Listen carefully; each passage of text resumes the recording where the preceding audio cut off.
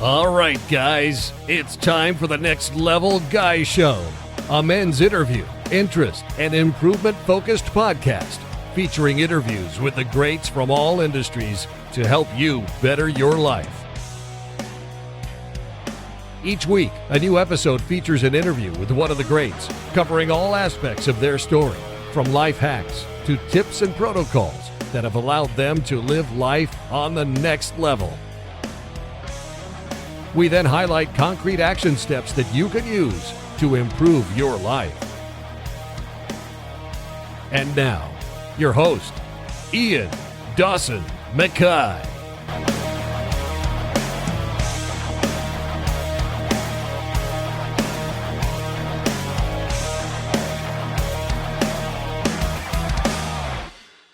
You don't need to justify your existence with utility.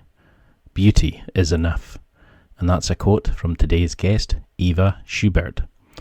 But what if the key to a meaningful life isn't success, but it's reinvention?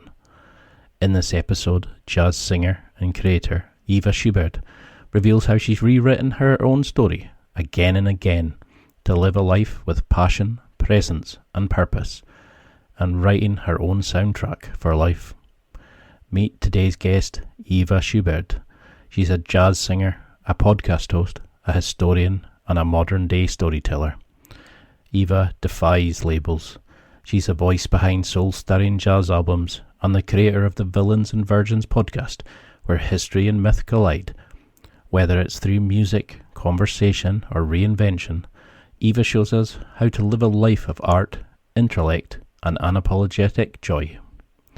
She's a college instructor and the creator of the Villains and Virgins podcast on all things historical. She's also a songwriter with 4 albums to her credit and a self-confessed fitness fanatic. Whether it's from making history come alive on her podcast or stirring passion within you from her stunning music, she needs to be on your list of people to follow. And now, let's get to the interview.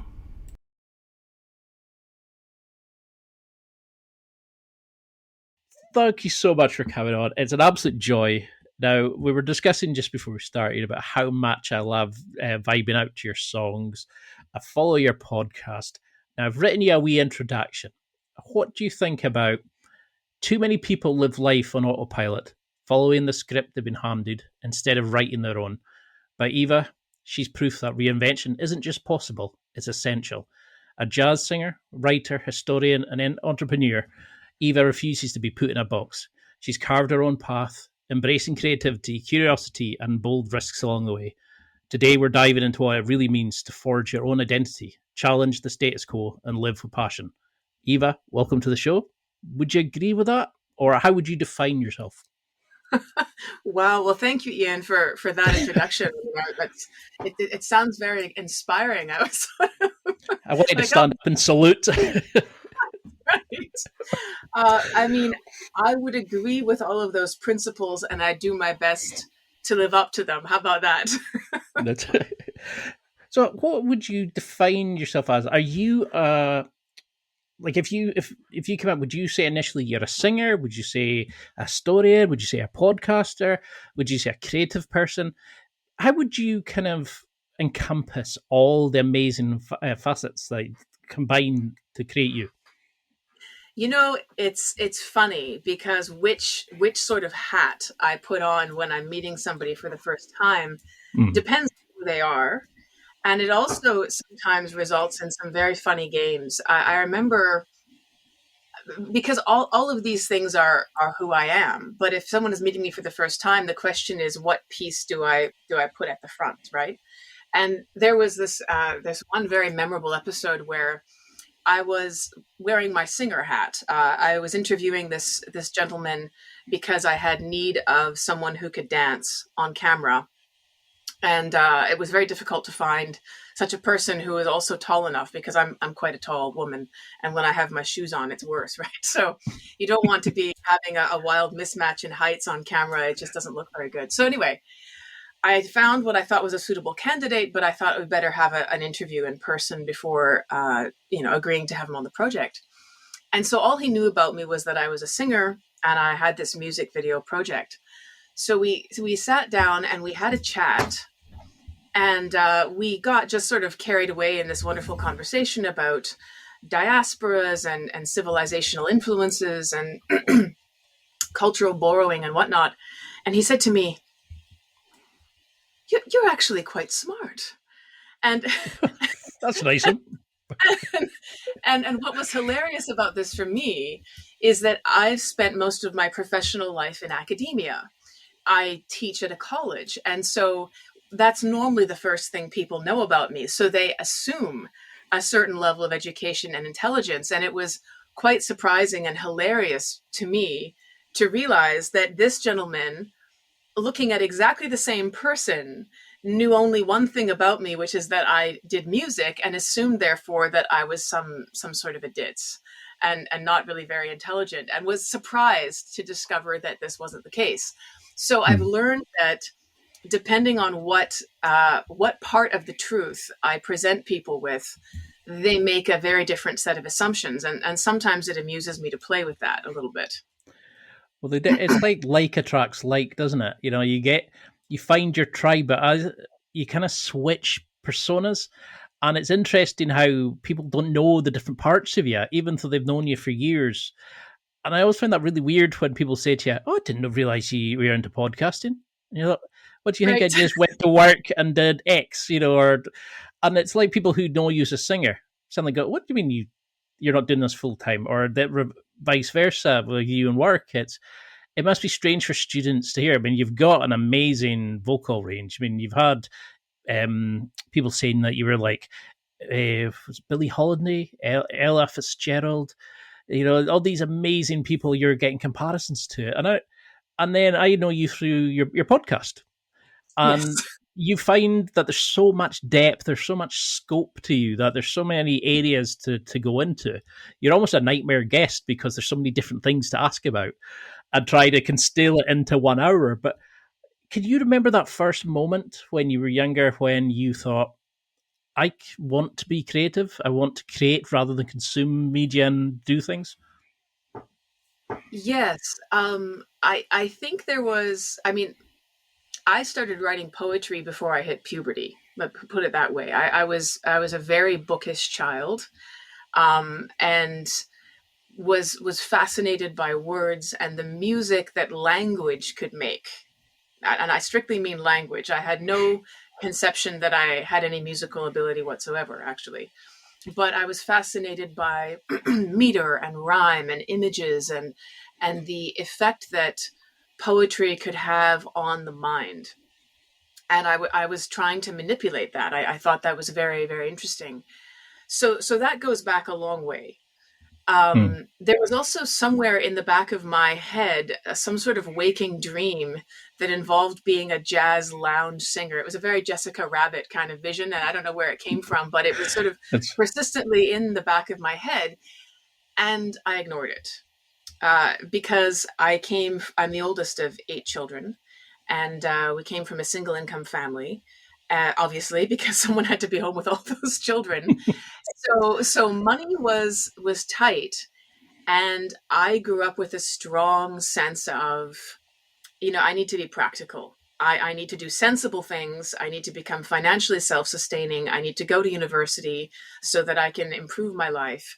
And creativity wasn't really part of this serious plan. Creativity was something I sort of did on the side, and I didn't really talk about much. And I was very focused on getting my degree and then getting another degree. And, I moved to the UK for a bit to do my second degree. I was all in on the academic plan. And it wasn't until one fine day when I was stirring a pot of oatmeal, of all things. as you And do. yes, I was in the morning stirring this. And I had written some lyrics because I've loved jazz again since I was a little girl. My grandfather was a big jazz guy. He used to play the vinyl records of Sinatra and Dean Martin and all these guys. Good So I choice. love that. I love those vibes and just the feeling and the romance in the lyrics and the swing and all that. But while I liked to listen to it, I was convinced I didn't have a musical bone in my body. So I was writing these lyrics and I was thinking to myself, perhaps one day I'll meet somebody who does have musical ability and then we can put these things together. And I don't really know how that's going to happen. So I'd written these lyrics, stirring the oatmeal, going over the lyrics in my mind. And suddenly I could hear music behind them. And I had this moment where I was like, oh my God, I need to find some way to record this. Otherwise, I know it's going to vanish. I'll get distracted by something in 10 minutes, and whatever I can hear in the back of my mind right now, it's going to be gone. Like a dream when you wake up, like half an hour later, you don't remember anything about it. Like try to catch water. Exactly. So I'm frantically looking for free recording software on my phone, and I'm sort of humming this thing into the phone just so I can get it down somewhere. And from that morning onwards, it was like a tap had been turned on in my brain. And very frequently, when I would be writing lines, I could hear music. And then the music would sometimes come first, and I would write the lines after. And so suddenly there was this flood of melodies that would be coming into my brain. And at first I was in disbelief, and I was like, this is probably somebody else's melody that I'm remembering. It's probably a song that's stuck in my head somewhere. This can't be me. And I would always worry about that, but I would record these things. And in a few months, I had quite a collection of songs with lyrics and melody. But I hadn't done a lot of musical training. I mean, I had a couple of very basic, piano lessons when I was a kid, and I could find, some notes on the piano, but that was it. I sang in the choir at church a little bit, when I was a child, and that was the extent of it. So I didn't have the vocabulary to write the melodies down or to arrange. I could just write lyrics, and I could find the tune and the pacing, and I could think about what instruments should be there. But in terms of writing out parts or anything, forget it. So that's how it started. And I just had this realization that there were capacities I was totally unaware of until this moment in my life. And I was 30 when this happened. I mean, I finished my university years, and I was working and I was doing other things. And so the question was then, well, what am I going to do with this? And I realized that I was going to have to get serious about singing, because if these were songs I wanted to share with people, I had better be good enough to deliver them myself. And so it kind of started that way. I love that. It because everybody assumes we're either born with it or we're screwed. But you kind of felt that voice speaking to you, that internal voice. Because I think that's a lot of times it's, if the people who succeed are the ones who listen to it and don't stop, they just keep going back and back through it. Can you think about that first time that you went out and started performing, even if it was to like a friend or family members? How did you start dealing with that level of that fear that bubbles in you? That when suddenly you're the product, you're going to be evaluated by people watching. Yeah, it's terrifying. Do you ever get over it? Yes, but I say terrifying, even though I was a person who, at this point in my life, had years of experience public speaking and being in front of a room. I mean, I was already working in higher education. I was in front of classrooms of young adults every week teaching. I had given public lectures to large audiences. It wasn't as though I was someone who was uncomfortable with being the focus of attention in a room. But it's very different when you're coming with facts and arguments and a curriculum and a lesson that people have sort of already agreed to come and listen to, that they know what it is and they want to be there. Yep. Versus saying to people, this is something I've made out of nothing and I'm offering it to you. And it's deeply personal in a way that teaching people how to do something or teaching people about something is not. So subjective versus objective. Yeah. Absolutely. And there aren't sort of the clearly established lines of what's good and what isn't. you just produce it and you put it out, and you don't know what people are going to think, and they might absolutely hate it. And so it's very personal in a way that my other types of public speaking and interactions were not.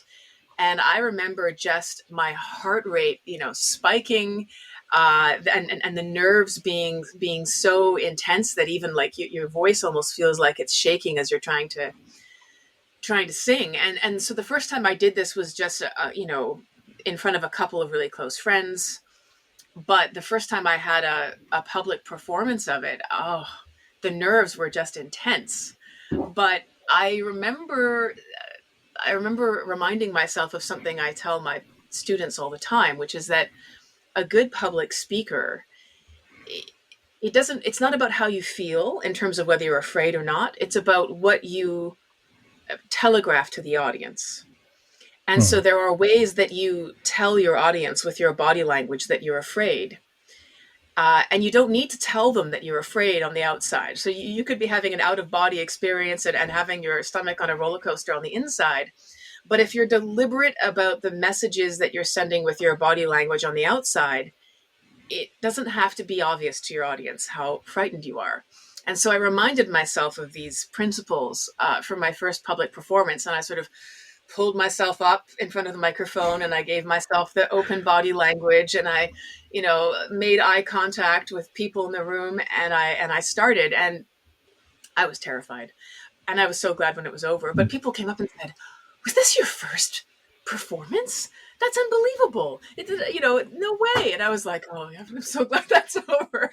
And so the truth of these messages that I had conveyed to students who were terrified of public speaking was also true and valuable for me when I was the one sort of in the beginner's seat again as a musician performer.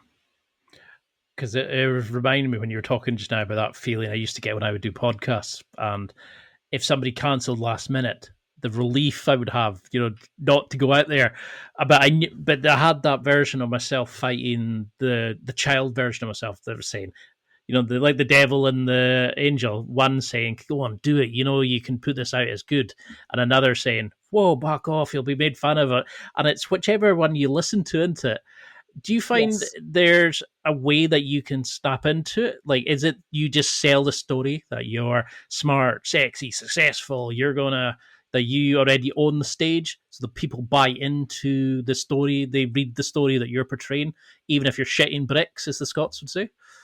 Yes, there has to be a kind of a strong sense of self-affirmation. Like you almost have to talk yourself up on the inside before you go do it. So last spring, I was touring in Italy in April, and this it's a crazy thing because I had to set this all up myself. And I had multiple performances from sort of Rome and north of Rome all the way down to Matera in the south. And I had the privilege of playing with some absolutely wonderful musicians in some really classy jazz clubs.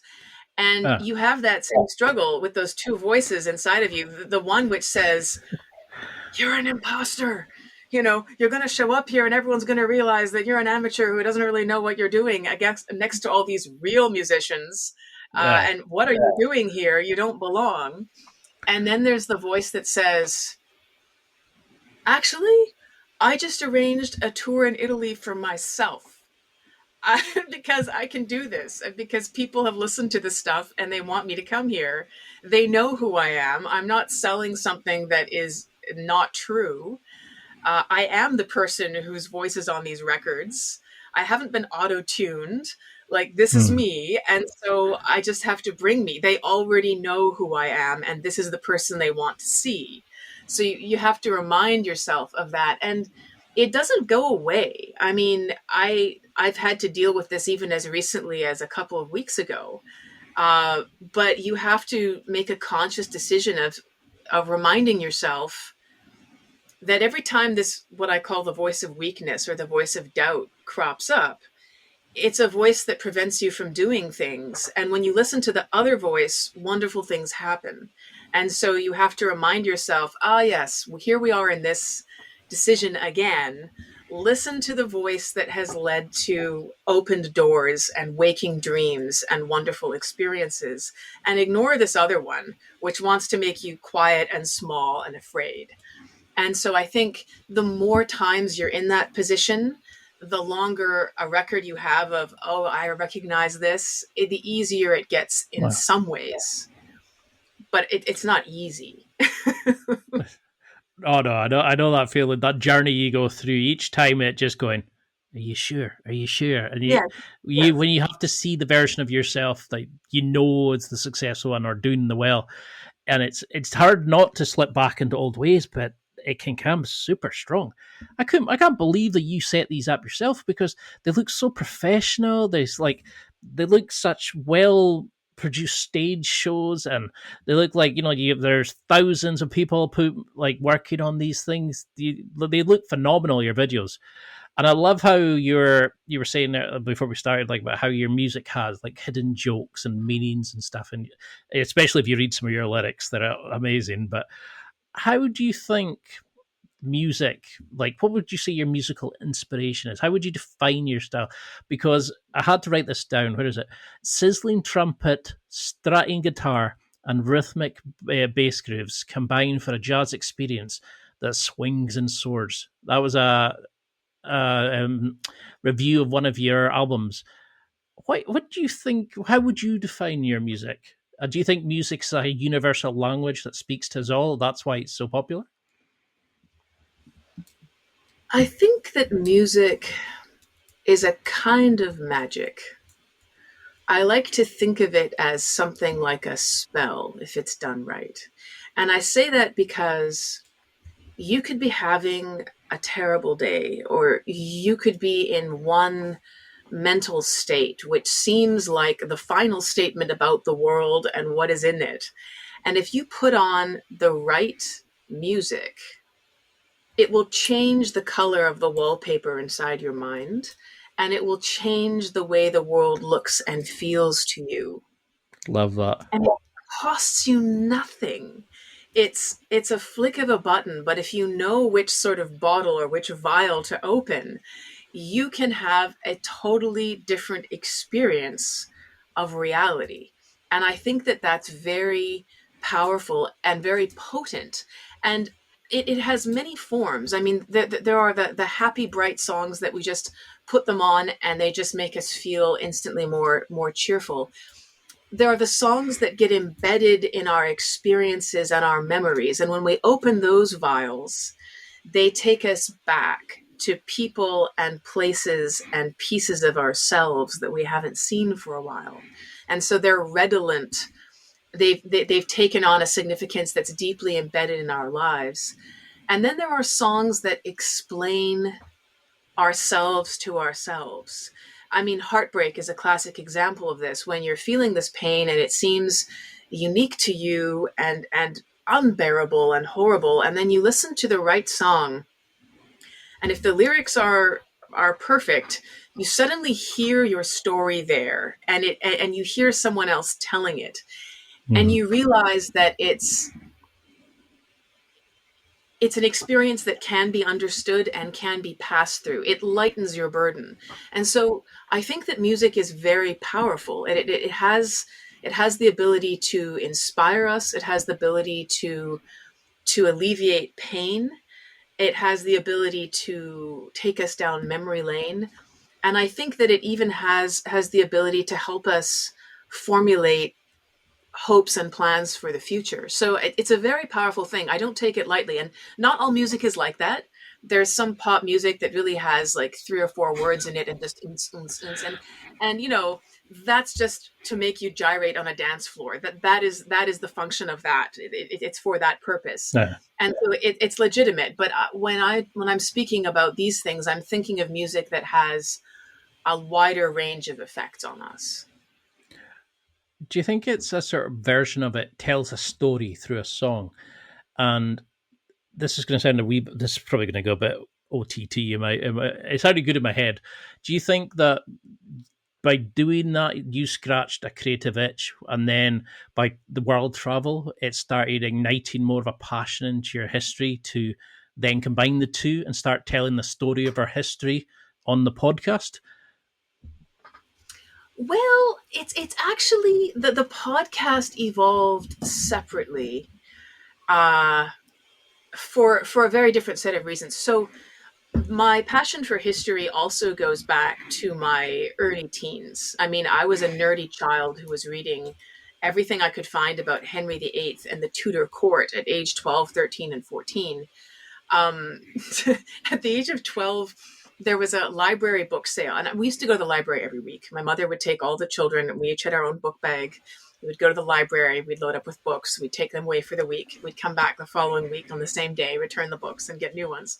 So it was a very regular thing for me. And sometimes the library had book sales where they were getting rid of books they didn't want on the shelves anymore, and they'd sell them off for 25 cents, 75 cents, $1, things like that. So I remember, I think I was 12 or 13, and I was going through my Tudor phase, and there was this massive book about Cardinal Wolsey, Henry VIII's right-hand man, who failed to broker the divorce with Catherine. And so I knew who Cardinal Wolsey was, and this was a biography of Cardinal Wolsey written by some Oxford Don, and it was, I kid you not, more than 1,000 pages long, okay? It was massive. And I thought, oh, great, it's about Cardinal Wolsey. I'll just get this book. I paid my 50 cents for it, took it home. And was wading through these chapters about the agrarian reforms that Cardinal Wolsey instituted in England and in the 1500s. And as a 12-year-old, I was really uninspired by agrarian reforms. And honestly, I think I still would be uninspired by that. So it became quite burdensome. But I learned a couple of things. One, that Ibid was a very prolific scholar. He's cited on every page. I don't know who this Ibid is, but he's obviously some Greek scholar I hadn't heard of. No, Ibid is academic shorthand, meaning see the previous citation. This is the same source. But yeah. I just saw Ibid and I'm like, who is this guy? I need to look him up. So what I'm trying to say is I've been a history nerd for a very long time. And my first degree is in history, actually. But I like how you said your first degree. A lot of people are sitting there just now going, "She's going, what? More than one?" I don't think people understand how you get up to like PhD and beyond.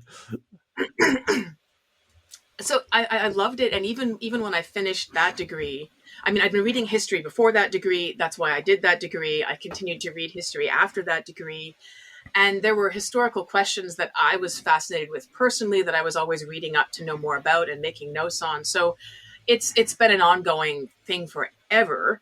And during COVID, the podcast came up as an idea basically to keep myself sane, because I suddenly, as everyone else did, found myself stuck at home and really starved for sort of stimulation.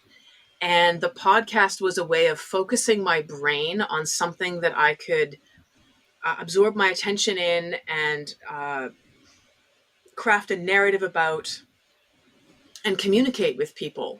And so it started at that time. And, it was sort of an informal hobby-like thing for the first few years. And, it's become more serious since. No, I mean, it's exploded, and it is such an exciting podcast. I mean, but history is large, obviously. We've got like the Roman Empire, the Ottoman Empire, you've got like the Spanish Inquisition, you've got just the UK historical, the amount of wars and bullshit that went on back, you could like Dan Jones and these kind of like shows, they can do whole series on just the Plagiarians and stuff, and I think that's something we struggle with, is try to understand our own history, because if you can see where you came from, you can understand where you're going and maneuver to have a better future.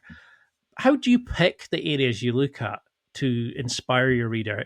Do you scratch a creative itch and focus on things you're not teaching, or is it things that you think are great stories that will inspire the reader? Yeah, it's a mix of those things. It's stories that I find fascinating, And it's stories that I think fill gaps in our understanding. So things I think are not well covered or misunderstood. So, for example, one of the early series I did was on the Great Schism. And this was because I realized, the Great Schism is this moment where the Christian world splits forever into an Eastern half and a Western half. And you and I have grown up in the Western half, the Latin half. And we've so forgotten about this that many people I was running into didn't even realize there was an Eastern half. And, the Eastern half is called the Orthodox Christian world. And it has subdivided into things like Greek Orthodox, Armenian Orthodox, Russian Orthodox, Serbian Orthodox, Ukrainian Orthodox, and so on. They're all Orthodox Eastern Christians. But there was a time when the Christian world was one, and then we have this moment where it divided, and it's very much been disconnected ever since. And so this series was inspired by my own experience of, I knew what had happened because I've done my reading and I'm really interested in religious history just personally. But I was running into people that, had no idea that Orthodox Christians were Christians. And I was sort of going, wow, I mean, this is a pretty serious gap. This is a really serious forgetting. And I think that a lot of people didn't really know much about it or had forgotten what it was or how it happened or why it mattered.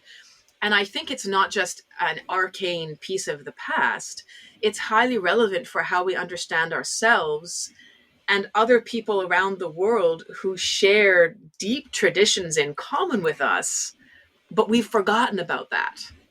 And so I did that series to address what I thought was a really undercovered area. For example, Yeah. It depends.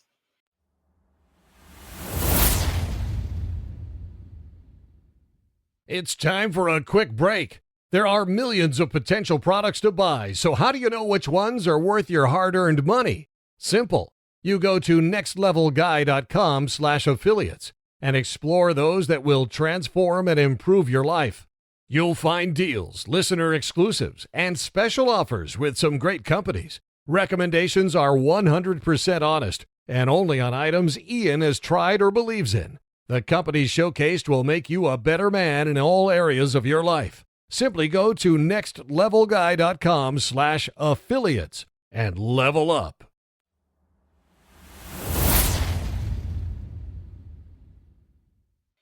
I mean, that's what I love about your show. Is like I consider myself like a major history fan. I'm quite buff on some things, and so very very poor on others, shall we say? And I find that even stuff I know about, I was listening to show, and there's things I was picking up, going, "Didn't know that. That's amazing. No, I need to find out about that."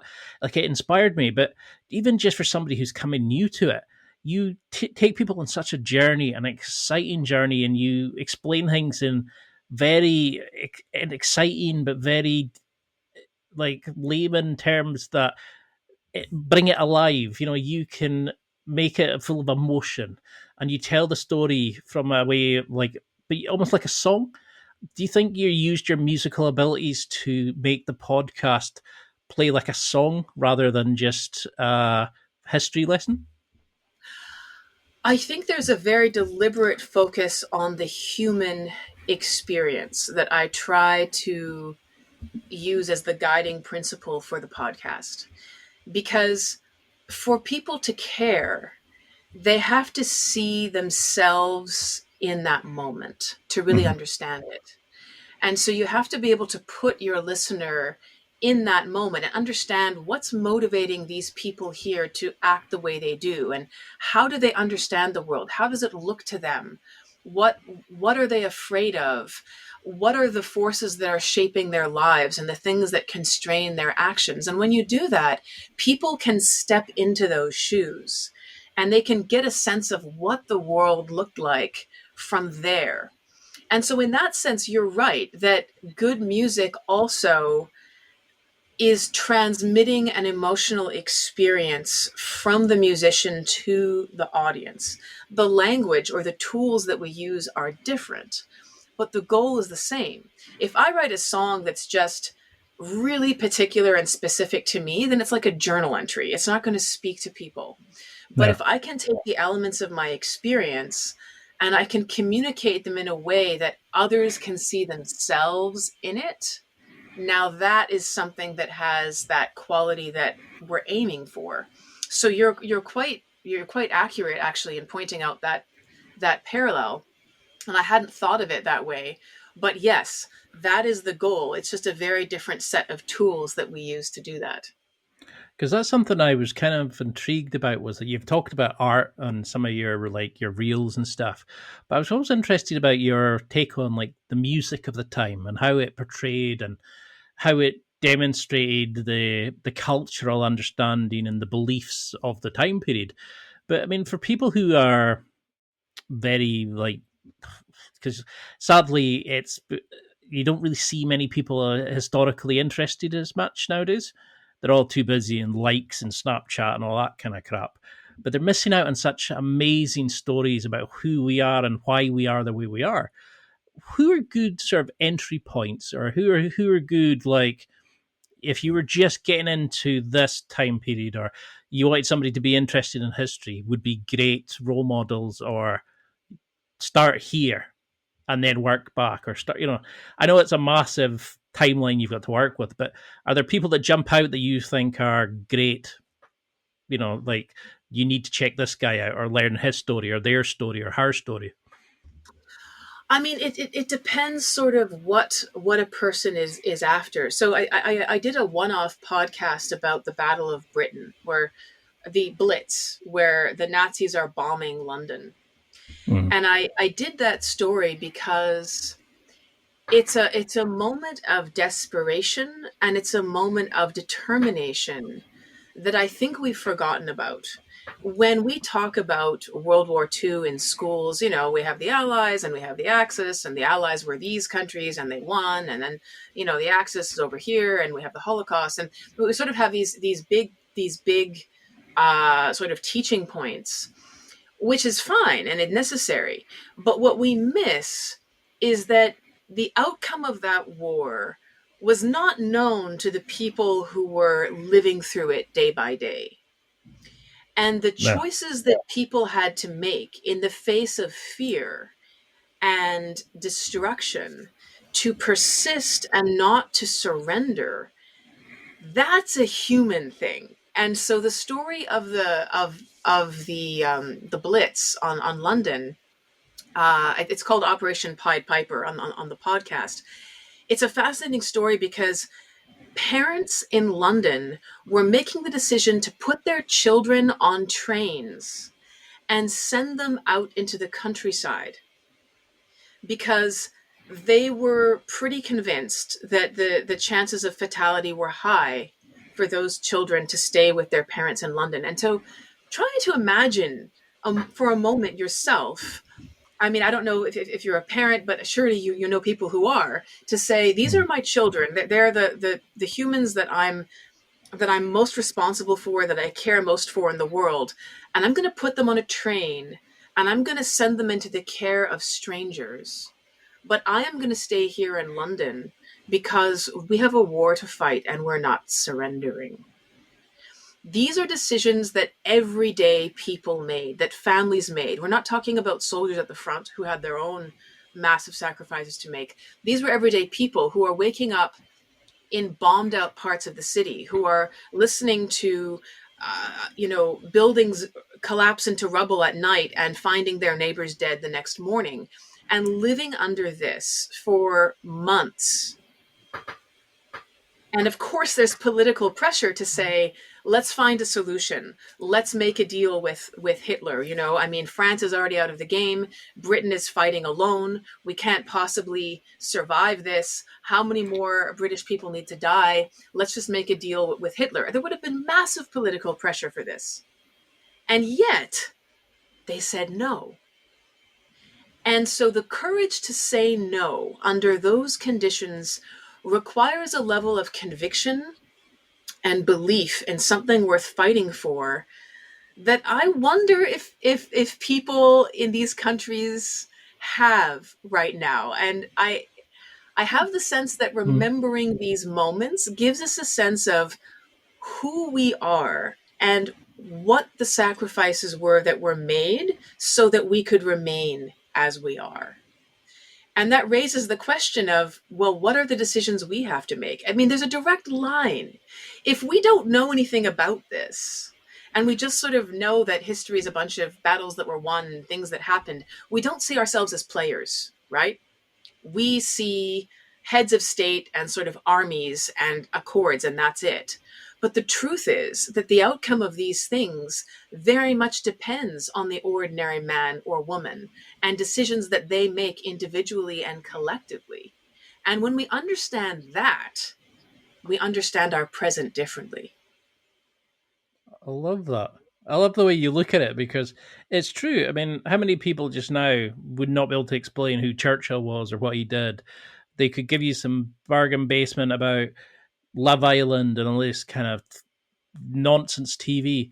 But it's when you learn about, I mean, I like learning about the Clan Mackay history to see how the Scottish people adapted, what happened with the Highland clearances and how that's changed the landscape in America, and with us just absorb it, going anywhere we can get a drink, basically. There's so many things that we do when you look at our history. But something that comes across in a lot of things is, did you notice how much history is changed by the arrogance of people, by the lack of understanding, by the just the general stupidity almost? If you look at like Magna Carta, the provisions of Oxford, just for like our kind of like the sort of the UK, you start seeing it's because of the arrogance of kings, which caused this to come out, which is something that we celebrate today. Do you see that nowadays, that a lot of who we are and how our societies are run are thinking because somebody couldn't keep it in their pants, somebody was too arrogant, somebody believed they were better than they truly were, that it's almost like because they were punished, we've got the society we have today? Yeah, absolutely. We actually see this a bunch of times. I mean, whether you're looking at the French Revolution, whether you're looking at Magna Carta, whether you're looking at English overreach in the American colonies. I mean, there are all these sort of systems that are set up for extraction and for domination, and the people in charge of them feel very secure in maintaining these systems which benefit those in control of them and subject everyone else, until such time as somebody decides we've had enough. And then there's this massive sort of reaction. And we looked at this with the Peasants' War. I did a 2-episode series on the Peasants' War in Germany, and it was the largest peasants' rebellion in Europe prior to the French Revolution. It was massive. Hundreds of thousands of people coordinated in a resistance to being serfs, to being, basically slaves on the land in what is now modern Germany, and rose up against the noblemen and the princes of the church, who were also nobles, but you could be like a bishop in charge of a monastery which owned a plot of land, and it had serfs on it that were required to provide labor for that land. And it was incredible. And it's hardly ever covered. But this was a massive movement of people who said, enough. Our conditions are unjust. We've endured and endured and endured and endured. And it's never enough for you people. You keep tightening the restrictions on us and imposing yet more taxes and rules and things. And you had a massive armed rebellion. It was incredible. And it's not really talked about very much. But the fact is that systems that make the powerful comfortable stay in place until they can't, because people make it impossible for them to stay in place.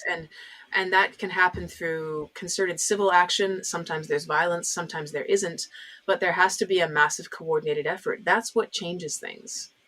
So again, while these lessons we can look at as test cases in history, the fundamental underlying principles haven't changed. And so when we look at our own situation, if you say, well, I don't like this or I don't like that, it's not enough to sit back and say, oh, well, our systems are run by powerful people and there's nothing we can do about it. Well, if you know your history, you know that we've been here before and we've seen worse.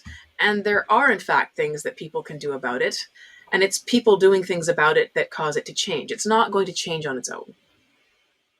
No, that's a great point. And that's what I think the problem is. We're now so far away from understanding our history or seeing, or like, where we've come from. People are forgetting the blood, the sweat, the tears, the effort it took to get us to this point. I mean, something that comes across big in a lot of history is the story of women. They went from being men's objects almost to being political pawns to get, two nations to unite with weddings if they were a princess, to then fighting for the vote and then finally getting the vote and now being in charge of countries and in power and stuff. But when you look back to that, they were a witch if they had a better crop than some people, if somebody accused them. There's all these amazingly stupid things. And now I've seen when Trump was it the first or the second one, I can't remember, and some of his supporters were saying, no, my husband will vote for us. He dictates what the family do. And I was thinking, do you not understand there was women who had to throw themselves under horses to try to get the vote. The suffragette movement fought for so many years. So many people died to give you the vote, and they were just going to give it away. And I think that's the terrifying thing about it. And I really like the idea of, because your podcast is called Villains and Virgins, that I was thinking, it'd be great if we could do some shows just on the importance of women and how everywhere you see these amazing things happening, there's always an amazing woman there. Even if she's behind the scenes, like Henry Tudor's wife, mother even. There's always amazing women who prop up these despots, nutters that we all hear about, like Henry VIII and all that. How do you see the role of women now in it? How have you seen it evolved over the podcast you're doing, and the importance, especially to women and young girls, of saying, you're like Boudica, Cleopatra, all these amazing people, but we look at Kardashians and go, that's what you should aspire to. How do we inspire women today? This is a wonderful question. And it's something I think about a lot, because the stories we remember and the stories we forget shape our ideas about what's possible for us. And so the erasure of women from history, the ignore, I mean, you've named some very important high-level women: Cleopatra, Boudica, Eleanor of Aquitaine. Absolutely. If I ask the average person on the street about them, Cleopatra would ring a bell because she's been Hollywoodized. We all saw Liz Taylor do, Cleopatra with the eye paint. But she would crop up as a sex symbol. But she was so much more than that. She was a very savvy political operator who survived multiple assassination attempts, who had to fight for power in her own family, who had to try and navigate a path for Egypt, which the Romans wanted to dominate and control. She was a very, very, she spoke multiple languages. She was incredibly well educated. She was a very smart woman and a very brave woman in terms of daring to make decisions that had high costs attached to failing in the effort to secure something for her family, for her country. So what's interesting about that is that when we look at the Kardashians and we look at the Liz Taylor version of Cleopatra, it reduces women to one thing, which is basically sex objects. And the message that sends to young girls today is that this is your mission and this is your purpose, and you fail to the extent to which you're not a sex object. It's such a partial and incomplete and not even fully human version of anything. And it sort of reduces women to focusing on the superficial, let me worry about my nails and my lashes and my clothes. And it almost encourages them to become a caricature of themselves, you know, to focus on this superficial looks-based thing, and also to be constantly worried and in fear that if my looks aren't as good as that airbrushed AI-generated image of something over there online, I'm failing and I'm not good enough. When we totally fail to recognize with the stories that we tell and remember the very important roles that women have played that were related to things far more important than their sex appeal. I mean, sex appeal is a great thing to have. Don't get me wrong, but I'm not suggesting that people wear sackcloth and cut their hair off so that they can abjure sex appeal. But I'm saying there's so much more that matters than that, and I don't think that girls get this message. I know there's a lot of talk about girl power and so on, which it kind of nauseates me because it's content free. It's just mantras and slogans that get chanted, you know, girl power, hee hee. And I'm like, well, how about we actually have some examples of women doing useful things instead of just, you know, chanting these infantilized slogans, because they don't mean anything and they don't inspire. It's not an object lesson in something that was accomplished. It's just something that, you know, you hear on these sort of programs or videos. So I think that remembering these stories is critical. And as you point out, I mean, it has real world effects. If you see women in the States, some of them are willing to sort of hand off their votes. It's because they have no understanding of the cost that was paid to get that and the existence that women endured before they had such a thing. They just don't understand any of that. And so to them, it seems like not a big deal. Oh, I don't really need to vote anyway. I mean, I have the same opinion as my husband right now. So, you know, whatever. Whereas if you understand that women were essentially chattel, like cattle to be traded, bought and sold, beaten, you know, had no rights under the law whatsoever. And you see the incredible struggle that was fought for them to become persons under the law with rights as citizens by themselves, not as an extension of some man's identity or property. If you knew that, you wouldn't be casually handing it away. But it's because we've forgotten these things that people make choices that are manifestly not in their interest. So it's not a kind of an academic subject. I think it's a vital subject for understanding who we are and the choices that we face right now. Yeah, beautifully said. And I mean, that's what scares me, is that my little niece is growing up and that's the kind of crap that she'll see, rather than be told about how, like, is it Margaret? I can't remember her surname, the Henry Tudor's mother, where she was married at 12. She had her first kid that almost killed her. She was widowed at 19. She kept herself alive by amazing intrigue through the different kings and wars, and eventually helped create the Tudor dynasty.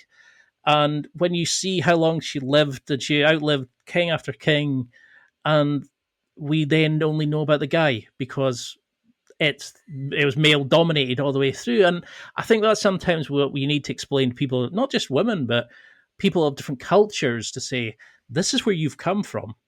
This is why the Scots are maybe like the hardy bastards that we are, because of the hardship we have to endure.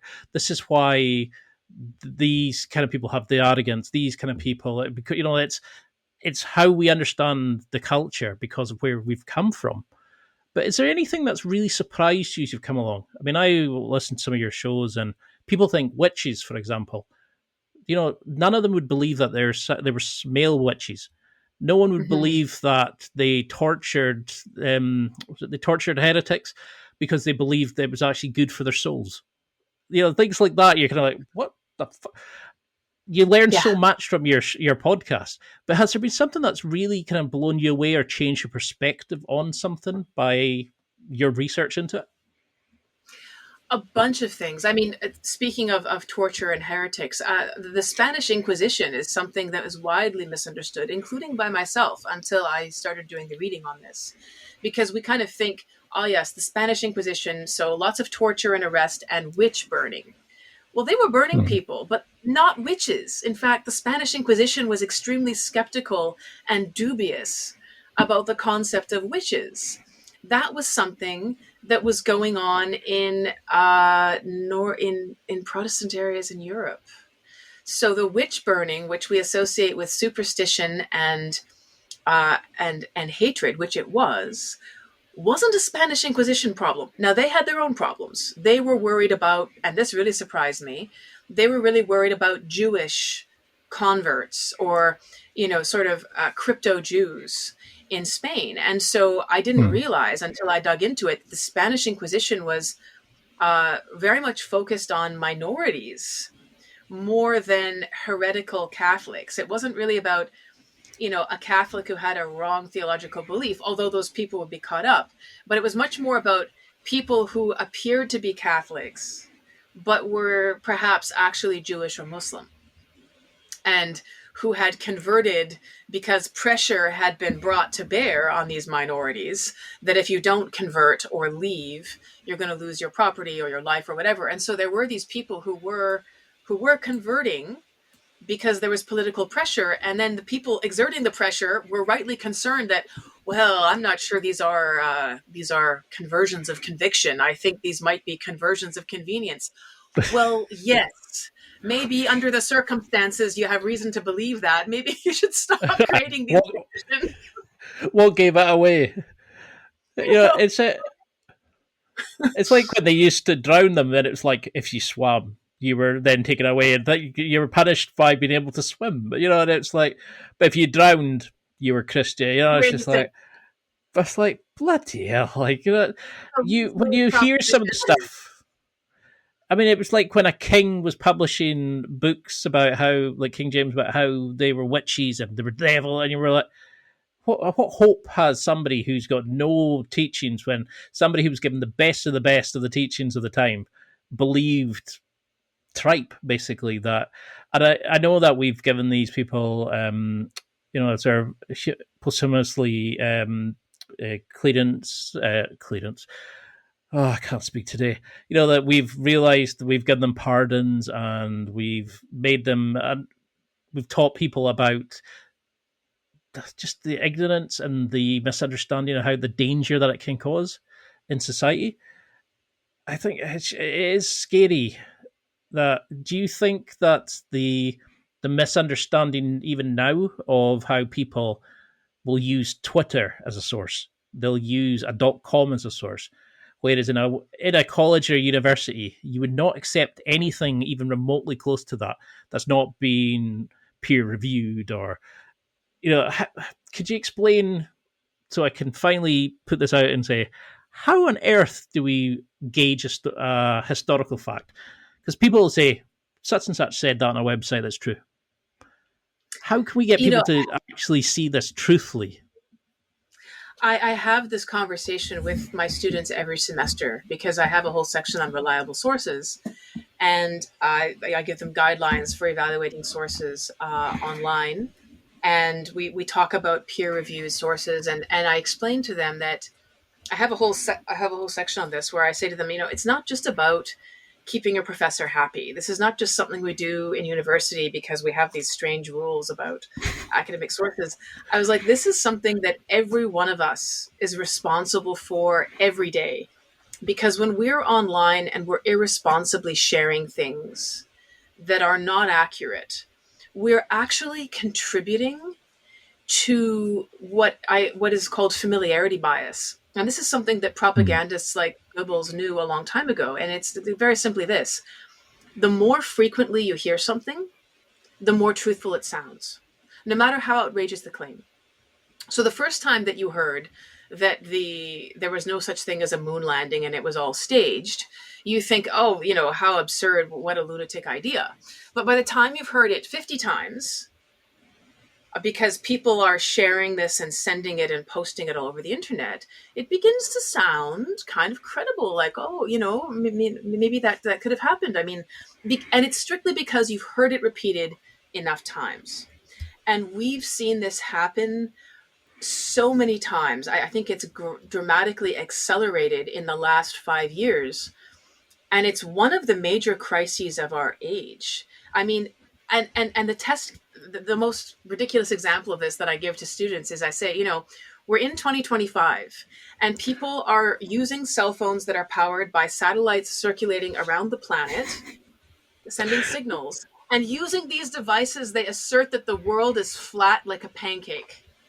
Now, going back to something that smart guys in the high Middle Ages didn't believe. I mean, I just finished an episode on the Normans in Sicily, and they had a cartography project led by a Muslim by the name of Muhammad al-Idrisi in like 1140s, who believes that the world is round, and he's actually estimated the circumference to within 1,000 kilometers of the actual diameter of it.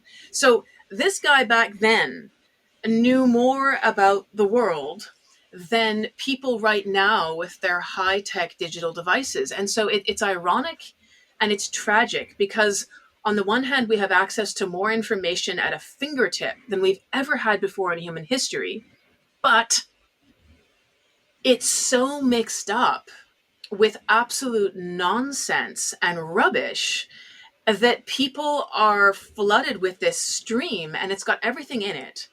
And they're really having trouble distinguishing between what in here is information and what is misleading, misreported, or outright false, and downright crazy in some cases. And the inability to distinguish fact from fiction in this torrent of content that is coming at us all the time is leading to some really terrifying consequences. I mean, we've seen this anti-science, the growth of an actual animosity towards science, specifically in medicine, since COVID, when you had conspiracies going around saying, oh my God, you know, all of the nations of the world, all the governments of the world, and every public health expert you've ever heard are collaborating in a massive lie about this pandemic, which isn't actually happening. It's a hoax that they're perpetrating on you for some nefarious purpose. But here I am in this YouTube video telling you the truth. But never mind all those people. Every one of them are lying, and they're cooperating in a way that's hitherto unprecedented. These hundreds of thousands of people are all going to keep the same secret. Yes. I mean, it just beggars the imagination. But there's this other thing, which is confirmation bias, which is that people are far more likely to accept and agree with things that confirm their existing beliefs. And so if you already come from a community where you sort of think there are, you know, global conspiracies, or if you've already been exposed to the idea that everyone is lying to you, this is just an extension of that same premise. And the problem is that once you admit this one premise, that all the authorities you know are lying to you, then everything you know about reality is up for grabs. You actually know nothing at that point, and you're wide open for the most bizarre and outlandish claims, because having eliminated all recognized sources of information as trustworthy, and having agreed to accept only this podcast host or this YouTuber or this politician as your source of information, anything is possible. And it's tempting for people, because I think there's an overwhelm. I think people are overwhelmed, and it's hard work to pay attention and to say, you know, what is the website that's publishing this source? What is the organization behind it? Who is the author of this source? What are their credentials? Are they involved or invested in some way in the matter which they are reporting on? You know, these things all can you cross-check this information with other sources that are known to be reliable? Do they confirm? Or is this source the only one that makes this claim? You know, these are basic tools that all of us should be using, but it's amazing to me how absent they are from most people's decision-making calculus. And I think that people are overwhelmed, and so they revert to tribalism. They just say, this guy is from my party, or this guy makes the right sort of catchwords that identify him as a member of my tribe. Therefore, whatever he says, I'm just going to accept. And you come from the other tribe, because I think you've used some of the wrong words. And so whatever you say, I'm not going to listen to. And it just simplifies everything for you. But the cost of that simplification is the truth. No, it's amazingly put, because you see that, don't you? It's like, oh, this is my source, and it turns out it just so happens to be the guy that believes the exact same thing as them. The echo Yes. chamber. And both sides are guilty of it. I mean, I'm sure I do that myself, but I try to at least go and see, does the condescending guy have a point? Does the person who has just called me a cunt in the discussion, I'll at least sit and go, have they got a point? Is there validity into this? And then I'll go and look for sources that prove one way or the other. And I think if more people did that, we would probably be a lot happier as a society, and probably wouldn't have the division that we have in gaps. I mean, look at the world just now.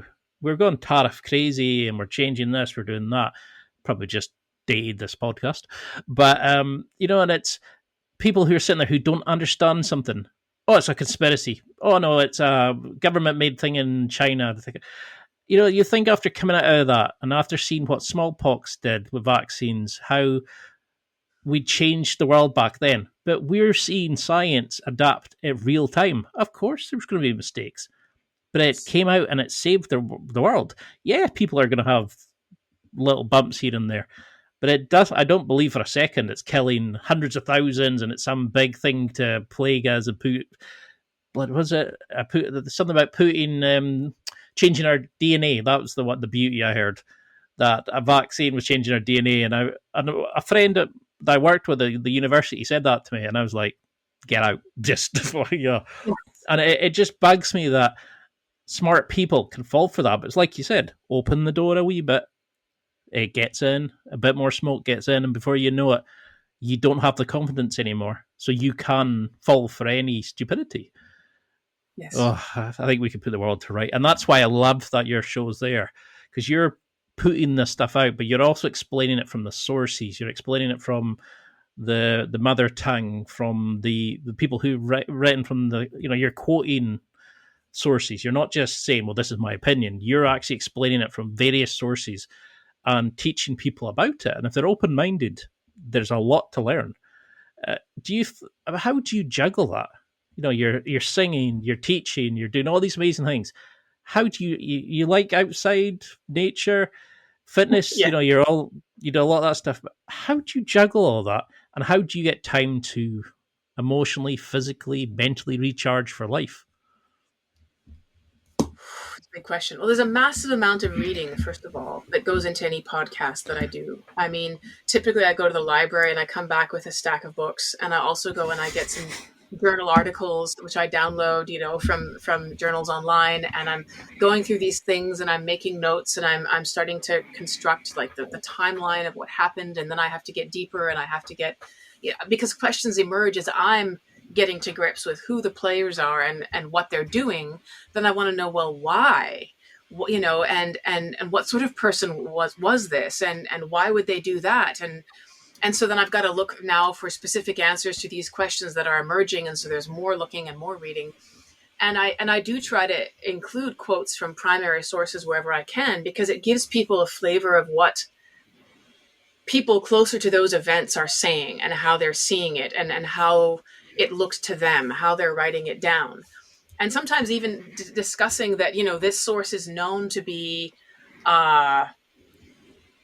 very, very negative towards this king. Like this source was consistently said only the worst things about this king. And to put that into context and say, we don't just do history by opening one source and reading off the page and saying, this is the fact. I mean, historians have to juggle different sources of information, and they have to weigh them off against each other and try to figure out, what is the reliable account of these facts that we can extract from all these different things. It's not easy. So there's a lot of work that goes into that. With regard to my own work-life balance, it's hard. I feel sort of like there's always a task list that I'm behind on, really. Working out is something that, yeah, but there have to be things that are not negotiable. So for me, fitness is one of those things that I view as kind of a foundational part of my identity and functionality. And so that means that happens every week on a schedule without fail, unless I'm sick. So there's heavy lifting 4 times a week, and then there's cardio and tango dancing, because in the past 2 years I've become a tango addict. So that's a thing. Um, so those things happen on a very regular basis. Now, sometimes when I'm deep in a project, I can't spare 6 hours to go up a mountain. I'm going to be doing more of that in the summer as the weather is better and the hours are longer. There's more daylight, which kind of gives you a buffer for getting yourself on and off those areas. But I kind of cycle some of those things. So the fitness is not negotiable, but how it's expressed sometimes varies. There are times when I'll be doing, longer runs and less hiking, or vice versa. The singing is something that I've had to sort of put on hold for the last couple of months, just because getting to grips with doing what it takes to bring the podcast to the next level means that I have to allocate more time to it than I had before. And there's a fixed amount of time that's available. So it's got to come from somewhere. I'm hoping that once the podcast is sort of stabilized on its new rhythm and its new structure, that I'll be able to then find the time to commit to going back in. I mean, I still write, I still sing sort of, on my own, but I haven't sat down and said, okay, this is the next album I want to make, or this is the next tour I'm going to do. I have that material around and I'm always thinking about more of it, but there's a limited amount of energy that I can devote to that. So last year, I was much more invested in doing music things and the Italian tour and promoting my last album and doing all the press and stuff around that. So that was where a lot of my creative energy went. And this year, the podcast has got the front running seat. Because I'm trying to build it into something that it wasn't before. So sometimes I have to make trade-offs in terms of, I have this many numbers in a day, and this many hours in a day. So where am I going to invest those hours? Where do they need to go most urgently? No, it makes a lot of sense. And then you sort of deep dive in and you really focus on that passion. But it also allows you then to sort of recharge the singing batteries while you're focusing on the podcast, and then vice versa. It kind of answers my sort of last question was going to be about how do you, what's next? Because now you're going to be a tango dancing superstar. You're going to be a podcasting legend. You're going to be a singing maestro. Are these just creative passions for you, or are you wanting to do these full time? Or what do you want the evolution of your brand, I suppose? How do you want to take this? If you look back at this, would you think, yeah, I did a podcast, I did this, or do you want to think, I gave it all, I left my job and I went full into the music, or have you thought that far ahead? Yes. So I have a problem, which is that I really dislike being mediocre at anything.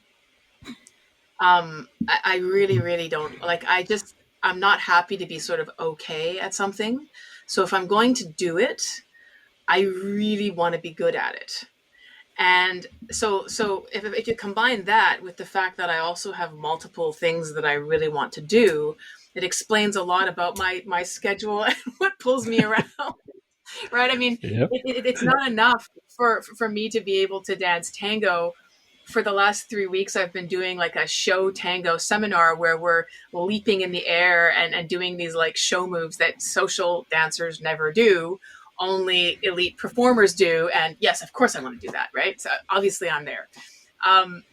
So what's happening is I've kind of got this interesting moment where my regular college teaching job is about to disappear. And this is because our government has made some changes to do with international students. And so that's causing cutbacks across all higher education institutions across Canada, because international students have been a major part of the operating budget. And that has just disappeared. So everyone's got problems. I've been teaching at college for more than a decade, and that's sort of been my main gig in terms of paying the bills. But I'm fortunate in that I've had some warning with this. And so I've had to make a decision about, do I want to just, okay, find another career? Or do I want to take what I love and try to make that my full time? And I'm currently opting for that second option, which is, I mean, I wanted to get a PhD because I wanted to be paid to nerd out on reading scholarly stuff and write about it and talk about it. Like, that was my idea of a dream job. And for various reasons, I didn't go ahead with that, largely to do with the state of the industry and people leaving it to do real estate. I mean, there's a whole other conversation about how higher education is being restructured so that those jobs don't exist anymore. That's why I left mine. Right. It didn't end up making a lot of sense.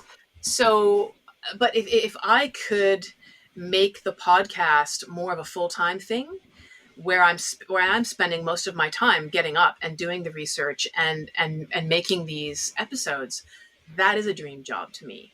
And so that is actually my focus right now, is growing the podcast, and allowing that to be a major part of what I do, and hopefully make it the main thing that I do, financially speaking. So that's my focus for this year. And why did you pick that particular title? Because I know we've talked about the podcast, but could you give a little synopsis and a bit behind the meaning of the title? Because I think it's a brilliant title. But when I said it to my mom, she was kind of like, "What? What was the I want to say the logic? What was the thinking behind calling it that? And how would you sell it to somebody who's looking for a new podcast to listen to?" Okay, so those are two questions, and I'll take the title one I'll first. wait for the first one. This is going to be brilliant. Yeah. The meaning for that title comes more from the poet brain than the logic brain, and it has an alliterative That's a quality. title for you. It's alliterative quality. I mean, you have the double V, you have the double syllable, villains, virgins, right? But also it's evocative because it kind of gives you two extremes on the spectrum. A virgin is someone that we think of as very naive and very unknowing about a lot of things. And a villain, of course, is somebody who's very experienced and very nefarious in lots of ways. And so they're sort of opposites on the spectrum. And they are the sorts of types that show up in a lot of history stories. And so I wanted to gesture at the fact that this is going to be a history podcast about colorful characters. This is not going to be a period-specific history, just the history of Western Europe or just the history of religion or whatever. This is going to be a history about, colorful characters and great stories. And that's what I wanted to gesture at with the title, but I wanted to make it kind of catchy and memorable. And so I was just sort of tossing things around, and it was the poet part of my brain that likes to put words together in interesting ways that went, villains and virgins. Yeah, that's got a good ring to it. I like the sound of that. And that makes sense. Boom. Let's do that. So that's how the title came across. How I would sell it to people would be, this is history as storytelling. It's history with a human face, and it's history with contemporary relevance. Because while I'm a nerd, I would a self-described, self-confessed history nerd, I deliberately focus my stories on themes and questions that I think are important and relevant to think about.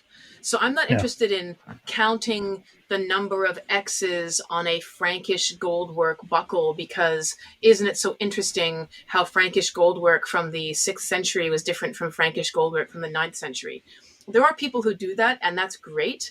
That's not what I'm doing. So if I'm going to tell you about the Franks, it's because I think there's something important about them that we can understand or learn from in a human way. And that's what I'm going to bring out. So it's not historical detail for kind of arcane, obscure trivia purposes. It's history with an application. It's history that you can resonate with, and that's what it's about. I love that, because it's certainly something you do. You make history fun, exciting, but educational. You learn by the stories, the people, the how you make the story of it that come alive. That you make it like just not just educational, but exciting, fun. And it's something I even now, despite knowing tons of stuff about like a particular topic, for example, I'll listen and go, I didn't know that, that, need to look into that person. So no matter what stage you are at on the particular topic, you can get something from it. And I can't wait to see these amazing places you can go, because there's a ton of history still to be covered.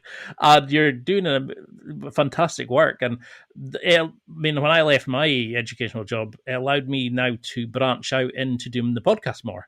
But I haven't made it full time yet. So I wish you nothing but success for the future to get to that point, because I think you've got something. You've got this ability. Never mind just being an amazing singer, awesome person. I don't know what you're like at tango dancing, but I'm sure you're good at that. But you've got this ability to make podcasts exciting. Like, you are the kind of person that's designed for podcasting and singing. What do you want? It feels like it's been 10 minutes, but it's been an hour 20. So apologies for using up so much of your time. But what do you want people to? I would love to do another round, because there's so many things to come into. I think you're awesome. You're fun, exciting. You're full of energy. I'm so glad we made this connection. But what would you want people to take from this as a sort of first introduction to Eva the person, Eva the podcaster, Eva the singer, Eva the tango dancer, Eva the educational superstar? What would you want them to take from this? I think that every person has their own creative or adventurous impulses. I think it's a human thing. I don't think it's some special gift that only a few of us are privileged to receive. I think that everyone has their own impulse and their own gifts, and they might be different. For example, I have a brother who's a genius at creating things out of metal, and it started when he was in high school, and he started making set suits of gladiator armor for his friends out of tar paper, and making them look really realistic, like gladiator style. And he even made a fire breathing gladiator helmet. And then he started making swords, and they started having like fights in this armor. It started as some goofy little thing that he just loved, and he gave it oxygen, and he allowed himself to be guided by that interest.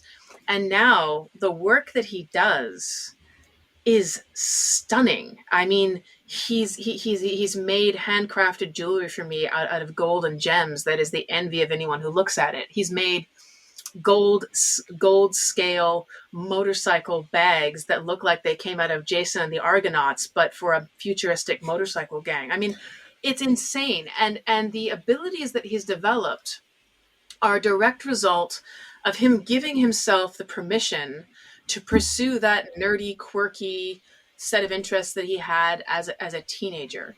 Now, just because you didn't pursue your interests as a teenager doesn't mean that you don't have them. The thing is that people don't give themselves permission. And I was having this conversation with a friend of mine after tango the other day, because, here we are, a bunch of people who are, not kids necessarily anymore. And we're doing these insane tango moves. I mean, we're being lifted in the air, and we're flying across the room, and we're dancing on tables. I kid you not, there were tea tables involved, and we were on them. It was it was quite bizarre. I'm assuming Stefan's not here at this point. No. And so it was the thing I said to my friend was, I think that people get old when they lose the capacity to play, when they cease to give themselves permission to do that thing just because it gives them joy, just because it's a quirky thing that makes them smile and they want to do it. And to give yourself the permission to be silly and to play with something. And it's okay if you're not the best at it. And for some people it might be painting, and for some people it might be doing some crazy outdoor trip, or it might be, working with stuff to make jewelry, or whatever it is. But if your life is just about getting up, going to that job you have to do to pay the bills, and then coming home to sort of recover from that by drinking and watching Netflix, that's no kind of a life, honestly. It's a very unsatisfying life. It's a life where you're sort of numbing the edge off an existence which largely you're not enjoying. And so what I would say to people is, give yourself the permission to do things just because they make you happy. And if there's that little creative urge or itch or whatever it is, join a club, do the craft, play with the paint, whatever it is that gives you joy, do that. Because what you find, even if you never become great at that thing, what you find in the action of doing that is presence.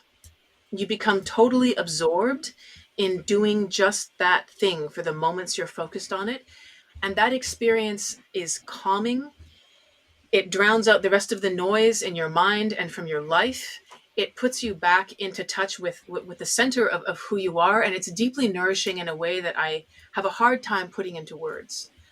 And I can tell you that when I go and dance tango for a couple of hours on a Tuesday night, I come in there with the weight of all the, things that are going on in my life. And I leave with a light step and joy in my heart. And I sleep with music in my mind. And, people will reach that state of presence and forgetting and joy through their own roots. But you have to find those things and you have to build them into your life. Otherwise, you're just surviving the rat race and then you die. So I'm saying that you need to find those things and you need to build them into your life, whatever they are, and give yourself permission to do them just because they make you happy. I love that. That's a beautiful way of putting it, because it's true. You never know. You might be crap at it. You might just enjoy it. It might just be a hobby, but you never know where it's going to take you. I mean, I didn't think I'd ever be doing a podcast 200 odd episodes in, speaking to somebody like yourself, or interviewing a guy yesterday about how we're not dead yet and we need to take advantage of life and push and find, create the adventure within yourself, and interviewing a guy who travels the world over rapids and after they're getting married, and all these amazing people who I've interviewed over the show. And they all started that. They just let that creative itch get scratched, and before you know it, it completely transformed their life. I would love to have you on again. I think you're a sensation. You're going to be a superstar. For those people who want to follow along, find the podcast, find you on social media, find your website, come and watch you perform. How do we keep in touch? I was going to say, how can we stalk you? But that sounds wrong. How can we find the amazing work that you're doing? Well, basically, if you look up my name, which is Eva Schubert, and that's SCHUBERT, then I'll show up everywhere. So the podcast is on all streaming platforms, and you find that under Villains and Virgins podcast. If you look up my name on Spotify or platforms, you'll discover Eva Schubert, the singer. But if you want the podcast, you should look for Villains and Virgins. On YouTube, you could search for either of those two handles, because the podcast exists in video version on YouTube. So if you prefer kind of watching something as opposed to just listening to it on headphones, then that's also available. And I'm on Instagram and I'm on Facebook and all those other things under Eva Schubert. So I kind of put different pieces more or less on different platforms. So you get a different sort of set of things depending on which one you follow. But you can keep up with the larger picture on any of these, really.